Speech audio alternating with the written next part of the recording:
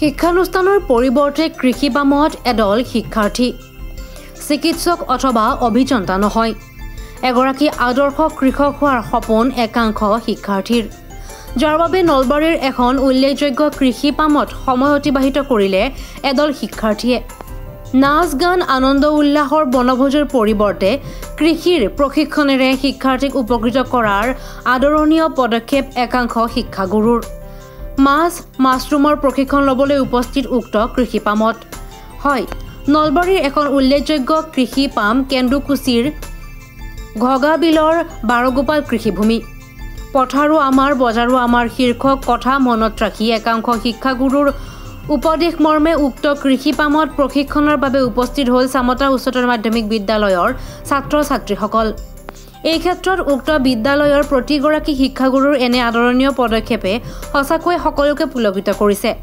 উল্লেখযোগ্য যে এগৰাকী উদ্যমী আৰু কৰ্মস্পৃহা যুৱক তপন দত্ত বৰুৱাৰ একক প্ৰচেষ্টাত 1999 চনত বাৰগোপাল কৃষিভূমিখন গঢ় লৈ উঠিছিল বহু ঘাট প্ৰতিঘাত পাৰ কৰি তপনে প্ৰায় 200 বিঘা মাটিত আৰম্ভ কৰিছিল মীন পালন শিক্ষামূলক ভ্ৰমণটো এতিয়া আমাৰ ইয়াতে স্থানীয় ঠাইত কেনেকুৱা উৎপাদন হৈছে কেনেকুৱা হেৰি গৈছে মানে উৎপাদনৰ লগতে আৰ্থিক স্বাৱলম্বিতাৰ মানে কি কৰিব লাগিব অকলটো পঢ়ি থাকিলে নহ'ব ন তাৰ কাৰণে এইখিনি আহিছে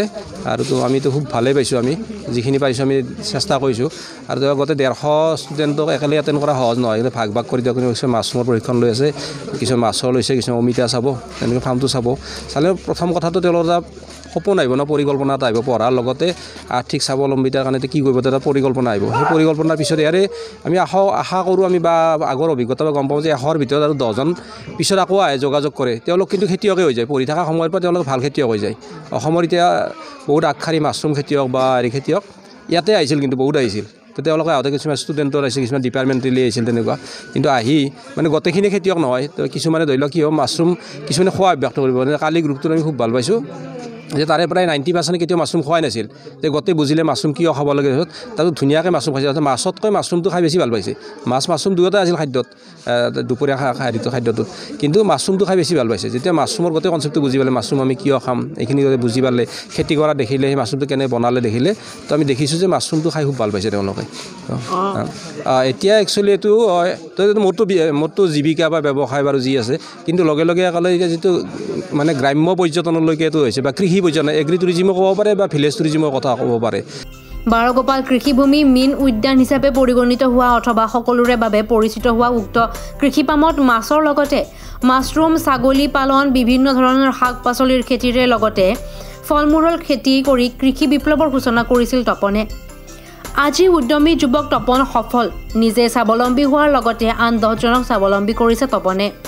বৃহস্পতিবাৰে উক্ত কৃষি পামত বিদ্যালয়ৰ শিক্ষাৰ্থীয়ে প্ৰশিক্ষণ ল'বলৈ অহাত পৰম সন্তুষ্টি লাভ কৰিছে তপন আৰু কৈ গ'ল মনৰ বহু কথা উল্লেখযোগ্য যে কৃষিৰ প্ৰতি আজিৰ প্ৰজন্মৰ ধাউতি হোৱাটো এক যোগাত্মক দিশ আৰু এই ক্ষেত্ৰত চামতা উচ্চতৰ মাধ্যমিক বিদ্যালয়ৰ শিক্ষাগুৰুসকলৰ প্ৰচেষ্টাক প্ৰশংসা কৰিছে সকলোৱে ষ্টুডেণ্টবিলাকেও মাছৰুম তাৰপিছত এই মাছ বিষয়ে বহুত ভালকৈ জ্ঞান পালে আৰু তাৰ লগত আমি মানে থিয়ৰিতে মাছৰুম কেনেকৈ কাল্টিভেশ্যন কৰে তাক কেনেকৈ ব্যৱহাৰ কৰে আমি কৈছিলোঁৱে সেইখিনি বস্তু সিহঁতে আজি গম পালে আৰু থিয়ৰিটিকেলি সিহঁতে জানিছিলে আজি প্ৰেক্টিকেল এপ্লিকেশ্যনখিনি আৰু কেনেকৈ তাক ইউজ কৰে কেনেকৈ বনায় নিজেও কৰি চালে বহুত ভাল লাগিল মই ভাবিছোঁ আৰু পিছতো আমাৰ পিছৰ যোনবিলাক ষ্টুডেণ্ট আছে লৈ আহিম আৰু তাৰ পৰা সিহঁতেও পিছৰ ষ্টুডেণ্টবিলাককো ইহঁতক জ্ঞান দিম আৰু ইয়াৰ পৰিসৰটো বৃদ্ধি কৰিম আপোনালোকে কোন শিক্ষানুষ্ঠানৰ পৰা আহিছে আমি PMC চামতা উচ্চতৰ মাধ্যমিক বিদ্যালয়ৰ পৰা আহিছোঁ নমস্কাৰ আমি চামতা হাই ছেকেণ্ডাৰী স্কুলৰ পৰা আজি ইয়াতে নলবাৰীত কৃষিভূমিৰ আহিছোঁ আমাক ছাৰে তাৰমানে ক্লাছত শিকাইছিলে মাছৰুমৰ বিষয়ে ইয়াত আমি আহি মানে শিকিলোঁ মাছৰুম কেনেকৈ কৰে মাছ উৎপাদন কেনেকৈ কৰে মাছ কেনেকৈ মানে খেতি কৰে পোহে ইয়াতে আহি বহুত ভাল লাগিল তাৰ বাবে ধন্যবাদ এইখিনি আমি শিকিলোঁ বহুত ভাল লাগিল আৰু ডাঙৰ হৈ আৰু শিকিব ইচ্ছা আছে আৰু আমাৰ এইবিলাক কৃষিভূমিত যোগদানো কৰিবলৈ হবেশ কুমাৰ দাসৰ ৰিপৰ্ট DA 365